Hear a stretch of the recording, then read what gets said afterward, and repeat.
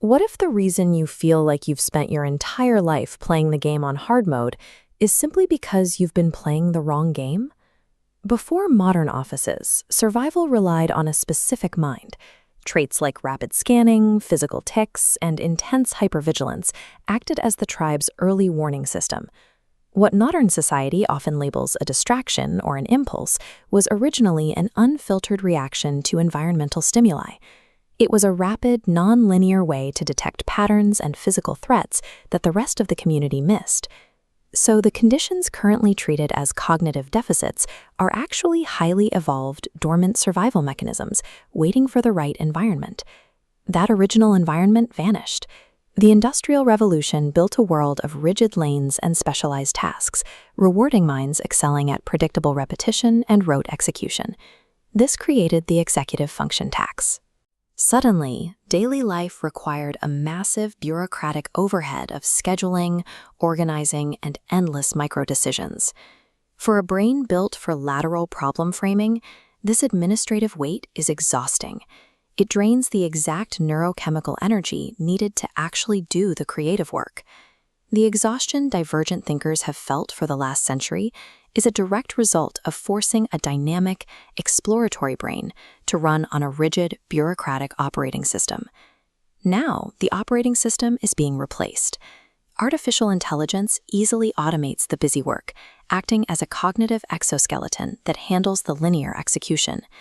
By offloading the rote administration, the human mind is decoupled from the executive task. It is free to return to its original purpose, cross-disciplinary synthesis, and breaking out of predictable echo chambers. This economic shift is already happening at the highest levels. Palantir CEO Alex Karp has openly stated that as software takes over standard workflows, the ultimate leverage belongs to the neurodivergent mind. Tech recruitment firms like Auticon and Neuropool are currently building pipelines exclusively for ADHD and autistic talent to lead complex data analysis and AI stress testing. The enterprise market recognizes a clear reality.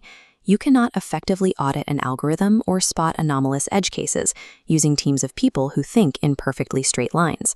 This brings us to the rule of the side quest. Society used to demand that you pick a single lane and stay there. Because AI can now execute the work inside those lanes, the economic value belongs to the people who can connect them. Think about Johannes Gutenberg. He revolutionized human communication, but he wasn't a writer, and he wasn't a specialized scholar. He was a metallurgist and an inventor. He looked at a mechanism used for crushing grapes in a medieval wine press and applied that exact same mechanical pressure to ink and paper. For a divergent brain, bouncing between random obsessions and hobbies is a massive, subconscious data-gathering operation. You are building a library of lateral connections, waiting for the right moment to synthesize them. There is a critical risk here. An uninhibited, hyper-vigilant mind, dropped into a hyper-connected digital world, is highly vulnerable to algorithmic overload and synthetic persuasion. The defense against this is cognitive sovereignty. This means applying strict discipline to use AI exclusively as a proactive execution engine, rather than letting it become a passive distraction machine.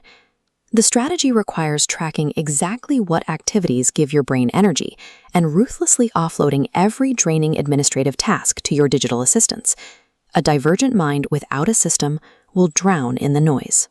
But when armed with an AI execution engine, that same mind can bridge the gap between having an idea and seeing it through to the end. The era that heavily rewarded the predictable, rote specialist has ended. Adaptability, hypervigilance, and the ability to connect completely unrelated ideas are the most valuable assets in the modern economy. The traits that society spent the last century trying to suppress are the very things this post-AI economy is now built to reward.